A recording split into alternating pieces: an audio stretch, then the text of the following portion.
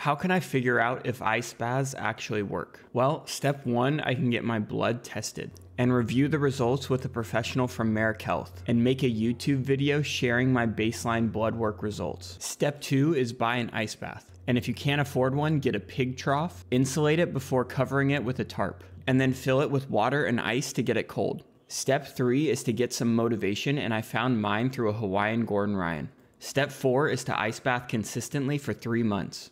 And finally, step five is to get follow-up blood work done and be transparent with the results. Here are those results.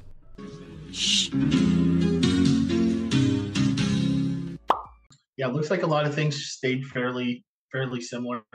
What's super interesting is, especially with the ice bath situation, I would have expected some of your inflammatory markers potentially to decrease, but they either stayed relatively similar or like this ferritin, which was, a little bit higher than we would want it to be. So you were actually 173 this time, and I believe last time you were at 157. So that's kind of like an opposite effect of what I would have expected there. And then when we come down here to one of your other inflammatory markers, which was super interesting, your C-reactive protein, there was a little bit of a change there, but still not as much as you could have that I would have expected, right? So interesting to see that. Now for the rest of the labs, we got to just kind of go through this report like we normally would. Testosterone levels 648. That went down quite a bit too, which is weird. Yeah. So one of the questions I have for you: were you training more intensely, or were you in any kind of like a calorie deficit or anything like that during that period of time? I guess you could say I was training. I feel like I was keeping my training the same level of like difficult, if that makes sense. Like you're training, so like you're moving, trying to keep the level of difficulty like hard. I was never like doing the same workouts. Right. So I guess my workouts did gradually get more intense, I guess you could say. But I think like difficulty wise, I wasn't like pushing myself like at least like crazy hard, Sure. Yeah. compared to previously. Right. Well, I mean, I guess one of the things is testosterone levels are going to fluctuate a lot more, like for natural guys that aren't using testosterone levels are going to fluctuate. You can see that. So it's not super abnormal. It was just interesting considering I didn't believe that the variables between testing had changed that much. So this kind of just shows you, a lot of guys think they have if your testosterone comes back, let's say at like 450 one time, that doesn't necessarily mean that just because it's outside of that optimal range that you need to have testosterone, right? Because, the next time you get tested, it could be 600, 700. I see a lot of guys get panicked if they see like a dip, but you got to remember that this is just a point in time, right? This is just one day out of the week. If you tested yourself every day of the week, you get a number that's different every time, right? And that can vary pretty wildly depending on your nutrition, your training, your night sleep, even things that you don't even really think about, like your perceived level of stress, things like that. So one thing that you have had that I noticed is your sex hormone binding globulin has been pretty high. Now, this is a protein that your liver makes that binds to your sex hormones, right? Kind of balance things out. But yours is relatively high, generally 30, 35, where I'm kind of looking for it to be. So this could be part of the reason why your free testosterone, definitely have enough total testosterone to get us into the range of free testosterone that we want. And there is a little bit of theory that maybe free testosterone is more important than total testosterone, just because this is what you actually have to go around and bind that androgen receptor, and your body's making use of it in various ways. So one of the things that you can do is supplement boron, supplement magnesium. Hmm. And for any of those, like any of your guys watching who wonder, like, hey, I want to leverage my testosterone as much as possible. Um, you know, there's a pretty cool uh, deep dive into boron called "Nothing Boring About Boron," which always cracks me up. I think that's some clever naming. But you dig into that. That's a pretty interesting supplement that you can use that can potentially push down SHBG levels. Now, this is data that you would want to have first, right? So you would want to know if your sex hormone binding globulin is high. If it is, then you can implement these changes, which is the point in getting blood work, right? Because you can do something as simple as take some boron, take some magnesium, potentially see some improvement in SHBG by pushing it down a little bit, and then all of a sudden you have more free testosterone, and you have more testosterone that's actually able to go around and do what you want it to do in your body. So pretty low hanging fruit there as far as increasing your testosterone levels in a way that actually is going to make a difference for your body. Very cool. Yeah, cool stuff. I mean, there's a lot of low hanging fruit out there, right? Because basically you get the blood test done, and then instead of just guessing what you need for supplementation, right, what you need to supplement with, or using something like a multivitamin, which basically is just like a shotgun shot in the dark to try and Right. hit all the bullet points, you can actually specifically take what you need and not just expect, potentially be just making expensive pee by peeing out all the vitamins you don't need, right? So Right. uh, that's one of those funny things. Yeah. Since Yeah. we're No, good. that's definitely one of the big reasons why I wanted to do this, because, like, I mean, just getting the best bang for your buck as far as supplementation goes.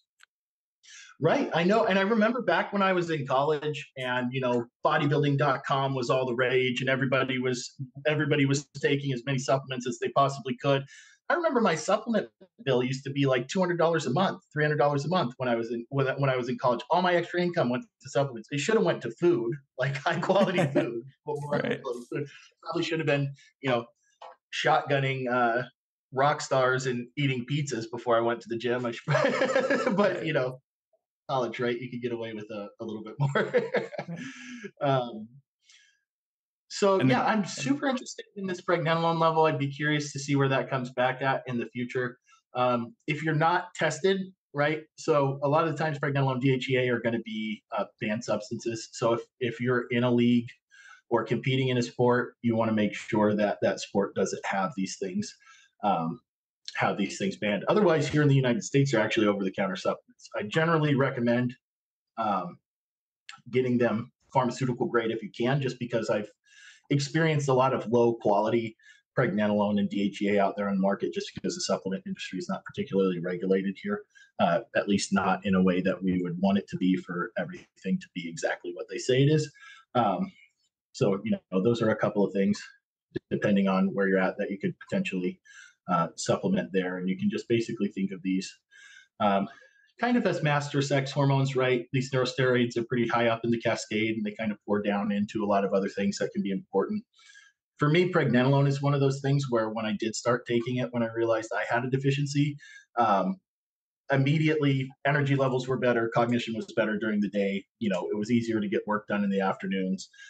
Sleep quality improved. Lots of cool things. So pregnenolone test um, is pretty important to get if you are having any of those like brain fog issues, or you know um, maybe sleep isn't what you want it to be. There's a lot of cool things that you can benefit from here by getting those numbers into range. Yeah, I'm interested because you recommended magnesium as a supplement. So I'm interested, if I started taking magnesium, maybe that would help my sleep, which would then affect these levels as well. So, Yeah, totally, yeah. totally possible. And sleep is such a subjective thing to people. I have guys like I had a guy the other day who told me like, yeah, no, sleep's not a problem. And then we dug into it, and he was saying like, yeah, I get 7 to 9 hours of sleep. I mean, I have to go to bed at 7 o'clock to fall asleep by 9 o'clock, and then my sleep quality isn't very good. And it's like, Right. okay, then you're not. So you're putting in the time, but the quality isn't there. It's like saying, I'm at the gym for 2 hours, but your workout is garbage, right? Right. Like, sure, you at the gym for 2 hours, but what were you accomplishing while you were there? So sleep Right. quality is one of the main components for recovery that I harp on more than anything. So like if you want to really increase your training volume or, make strides to push the levels that you haven't been, first pillar of success is going to be sleep and sleep quality. So if you have trouble falling asleep, staying asleep, you're waking up early and you're not getting uh, and you're not getting back to sleep, right?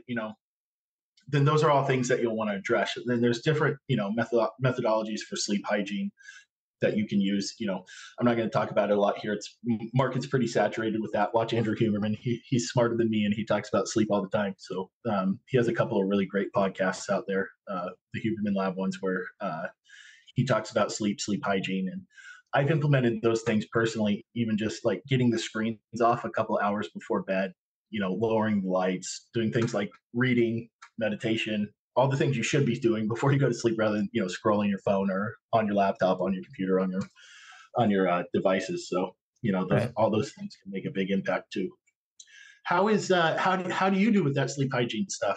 Are you relatively good at getting off the screens? I don't think Could be so. better. I Okay. wouldn't say I do particularly well. Yeah.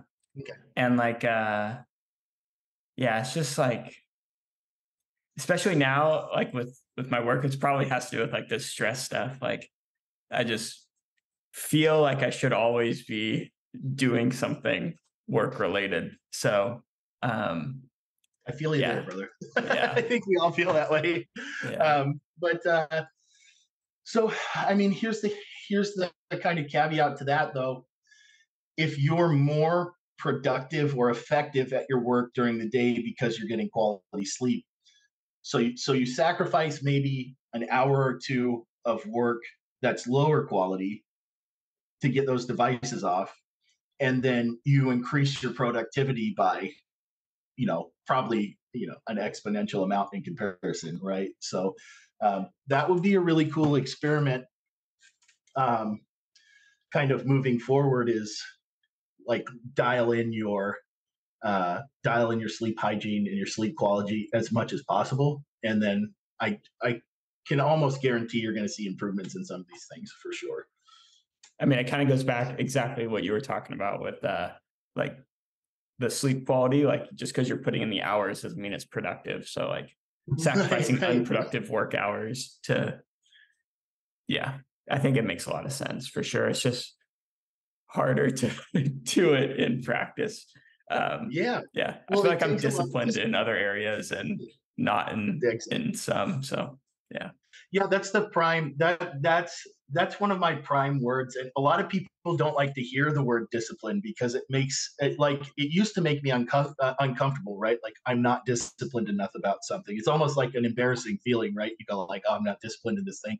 But once you kind of that's why I'm a big fan of guys like Jocko Willink. That's their main focus, man. And he's a big jujitsu guy. Like one of his main focuses is like be disciplined in all the things and your life is going to be so much easier, and it that's 100% based in fact, right? If we have discipline to do all the things we need to do, the outcomes are all going to be what we want them to be. It's the difference between knowledge and wisdom, right?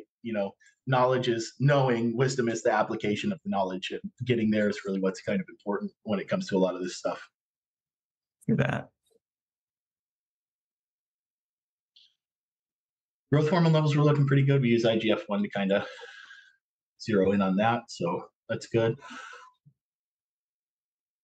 Thyroid function, your thyroid is very interesting to me because you have this elevation in thyroid stimulating hormone. So it's almost like your body's asking to produce more thyroid hormone.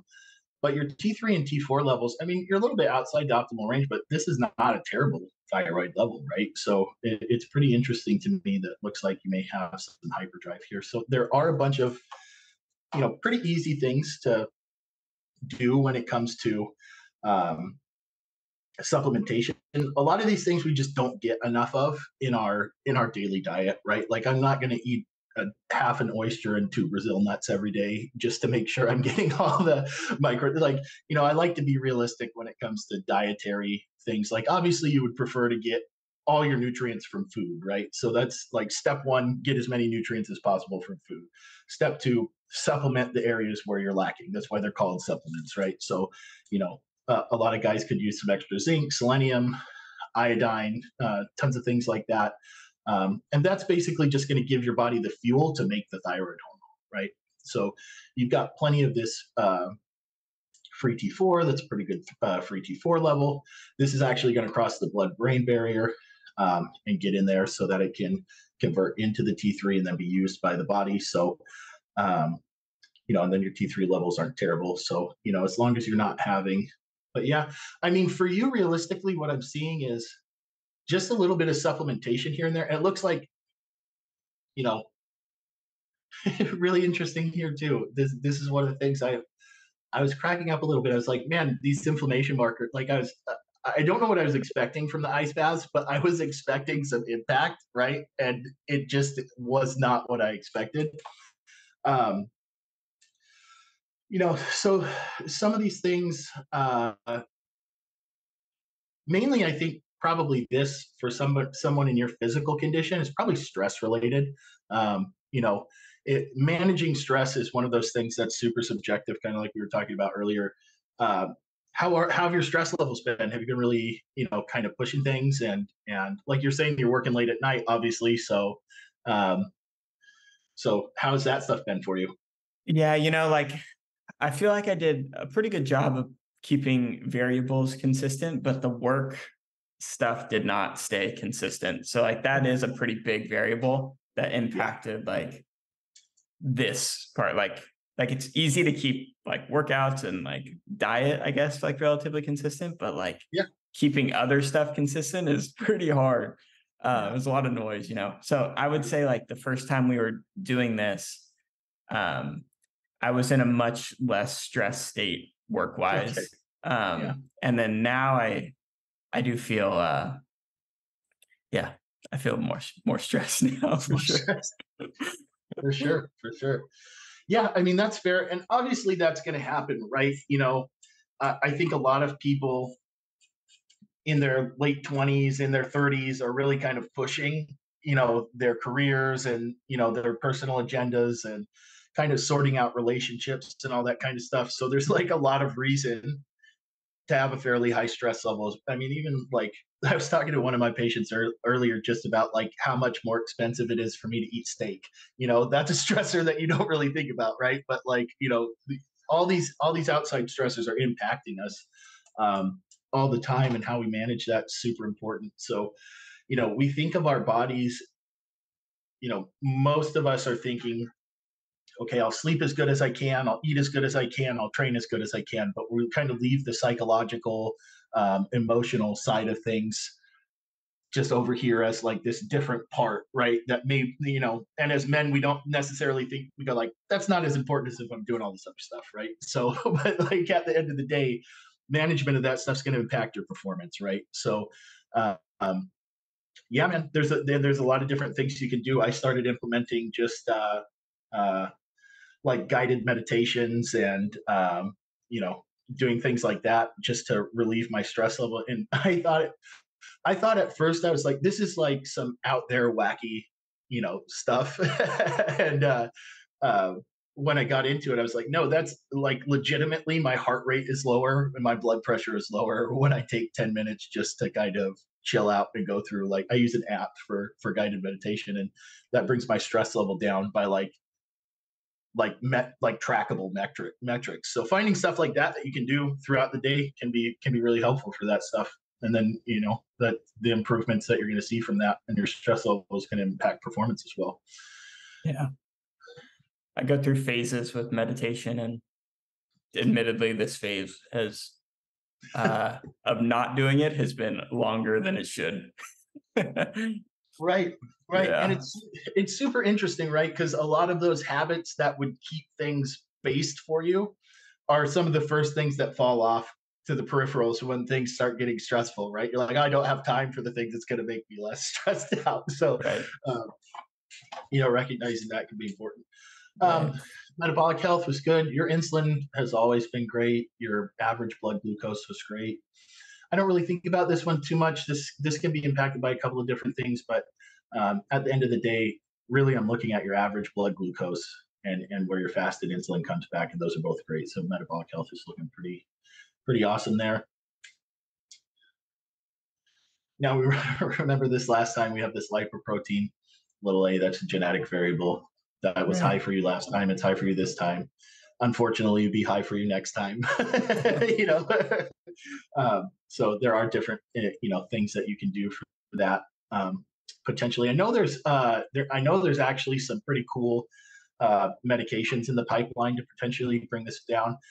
This is one of the things that I've been talking about a lot lately, really as much as possible when it comes to like cardiovascular disease, atherosclerosis, all that kind of stuff. So, I mean, that's what's killing guys in the United States, right? Is heart related issues. And so, I, a lot of us have to be careful of like our family, genetics and variables that we have. Like, my grandfather's had, like, I think he's on his fourth open heart surgery. So I really focus on this stuff because it's something that's controllable, right? Diet, exercise, if you have those things dialed in and it's not quite where we want it to be, then I'm 100% for using lipid lowering medications to kind of get these things in line. The more you can control that variable, Peter Tia talks about this all the time. There's really no reason not to push those numbers lower, right? But Right. thankfully, your LDL cholesterol is reasonable. Your ApoB is great, so I have less concern about this lipoprotein little a, but it is definitely something to be considered and monitored as you age, right? So you would want to make sure triglycerides, um, where are we at, LDL, um, and ApoB. You just want to make sure that those are all under control. And if you keep those things where they're at, you'll be good for a really long time. I always like to recommend at some point, getting a calcium score or like a CT angiogram, something like that done, just to check in and see, how your arteries are actually doing when it comes to any calcification, stuff like that as well. So prostate health is looking good. All these blood studies, I think, were pretty well in line. One thing, Liver health. the platelets are higher, Where and are I don't know how important it is, but that was one thing I was like researching ice baths, and they said that platelets should help your platelet count. Yeah, that's pretty cool. Yeah, you were actually a little bit on the low end last time. Yeah. Yeah, 195 brought you into the standard range. Interesting. So one ice bath effect. Thicker blood. Yeah, thicker blood. Good stuff. White blood cells. Liver health was looking good. Yeah, these things were great. How's your protein intake? Do you get a decent amount of? Do you track your macros, or how does your diet work? Yeah, I live on an island where we eat a lot of like venison. Cool. So I eat a lot of that, and then some beef as well. But I haven't, at least since we started doing this, I don't supplement with any protein. So I eat a lot of eggs, venison, and beef, I would say, for protein sources. And I would say I don't track it, but I would say I probably get like between like 100 grams and 150 grams of protein a day. Cool. What's your body weight at now? Like 175. Okay, so you're not doing too bad. Yeah, I'd probably try and hit that 150 gram mark just to make sure you're getting everything you need. Yeah. Yeah, I might I wanted to, eliminate all supplementation for this, but I might consider it after maybe talking to you, getting on some sort of like protein again. But I don't know. I don't see a reason not to. Now that we have two sets of labs, we can kind of know what to expect a little bit, right? We've seen now we have some trend and we can see some things. This one always cracks me up because you live in a place where I you don't know should be how getting This is one of the first things I checked when you sent this to me. And I was like, I don't know how this is possible. Like I I was going on those walks to the ice bath, like, 5 times a Right. week. And Right. it's like lower this time. Like, what the heck? Well, and here's the thing, right? So let's say somebody comes into me and they say, and their vitamin D, we know their vitamin D is low, and they say, I'm just going to get out in the sun more. And you go like, okay, that tracks logically, right, with what we know.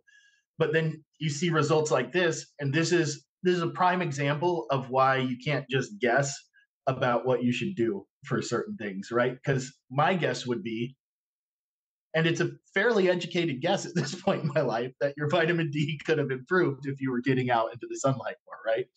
So it didn't, and now we know that potentially some vitamin D supplementation, bring you up into that optimum range, could be beneficial for you, right? Because vitamin D's, people call it vitamin D, but it's a hormone, and there are a ton of genes in the body, the ton of functions that vitamin D plays, um, where having sufficient amounts of that is surely going to improve long term health outcomes, right?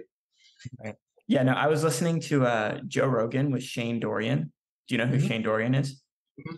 Yeah. And he was talking about how he's vitamin D deficient. And Joe Rogan was like, "You're a surfer in Hawaii. Like, how is that even possible?" He's like, "Yeah, I don't know." Yeah. Yep. Yeah. Everybody's body is different, and what works for one person doesn't work for everybody, which is why, like, especially working with Marek and then in my private coaching, I really enjoy having access to this lab work, right? Because it can guide us in a way that makes it so that everything we're doing is the most efficient way possible, and we're not just kind of, blindly shooting around trying to figure out what we should do, right? Right. So that's one of the things based off of these labs. I think there are a couple things. I think now that we have some of these results in, I think applying some of the recommendations that I would make supplementally for you would be pretty cool to implement between now and your next set of testing, right? Because that's when I can really show you, like watch this. We'll do a couple of these things. You'll see the improvement. You'll potentially feel the improvement, and then that's kind of like the seal of why we do the things that we do, right? Right. Right. I guess the moral of the story is, if you've never had in-depth lab work, get it so you can know the tweaks that you can make to improve performance, right? Like, there are clearly some things that we can do for inflammation.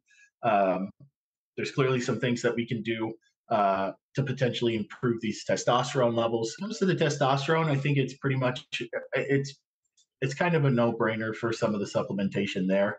Do you get tested for what you're doing, as far as, like, can you supplement the neurosteroid side of things? Is that something that you are able to do? I can. Yeah. I don't compete or anything. So yeah, I can do whatever. Um, I'm really curious about some of these things, because I think your DHEA was actually lower. It's still lower than I would like it to be. Yeah, but it was actually low. Like, you were at 124 last time. You were at 148 this time. I'd be curious to see how you felt, kind of pushing up towards that, like maybe 300 level or something like that. There's a lot of fun stuff in here for me, because it's not very extreme like fixes, right? It's like pretty simple, like over the counter kind of stuff that anybody could try. So that might be really cool for the guys that watch your channel, just to be like, oh man, I can just test a couple of these things, and then, like, if I need to, I can get some high quality supplements and automatically uh, improve my performance and how I feel. right.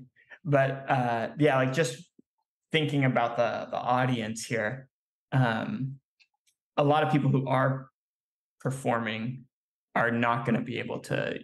I mean, for jujitsu, I guess you can do whatever you want for the most You part. do whatever you want all the time. Yeah.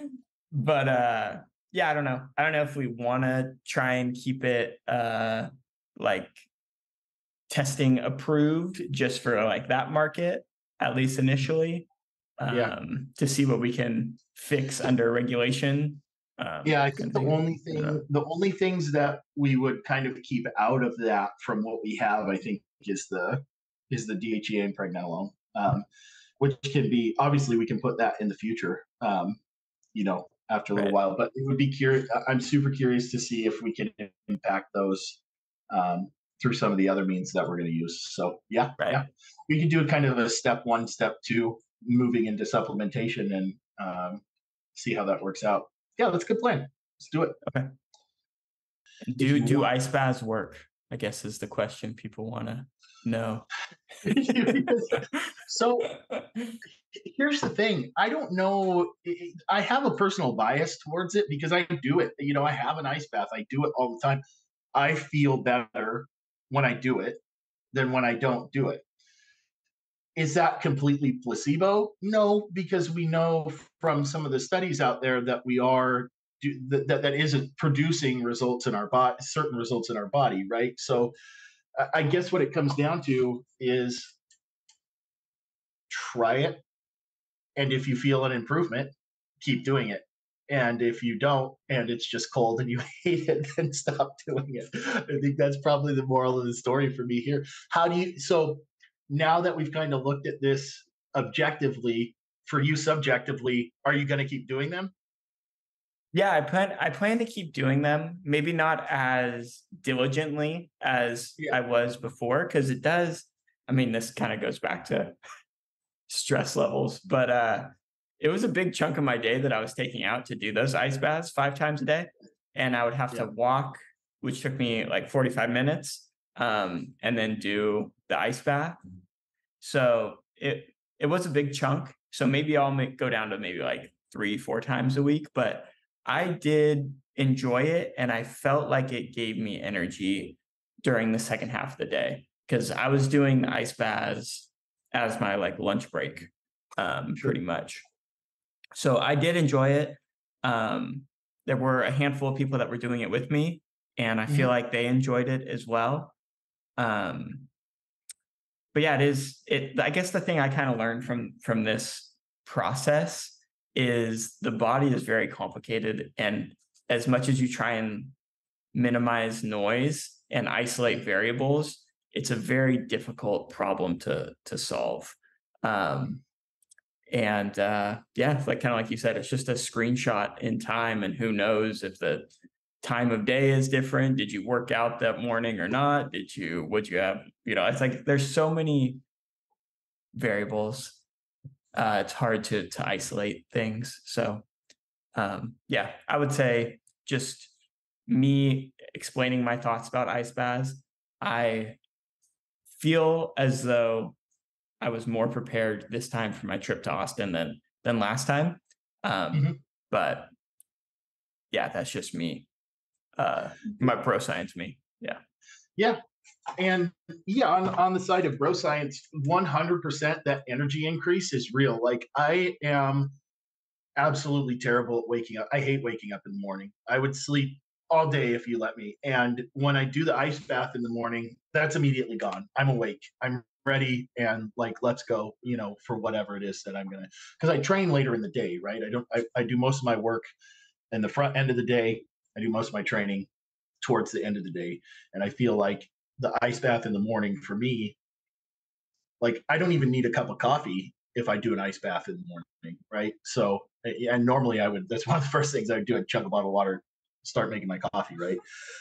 So, I guess when you have that experience, it's kind of hard not to want to continue to do it because you're getting benefit out of it, right? Like all of a sudden I'm energized, my brain's working, my body feels good, especially if I had a hard training day the day before. Like you get in that ice bath, by the time you get out, any of that joint stuff or inflammation that you're kind of feeling on the day to day as you're pushing your training regimen harder, it kind of goes away for a little while, right? It's like a very powerful um, like non-drug way to decrease those little aches and pains, right? I mean, for me, I haven't found anything that works as well for it.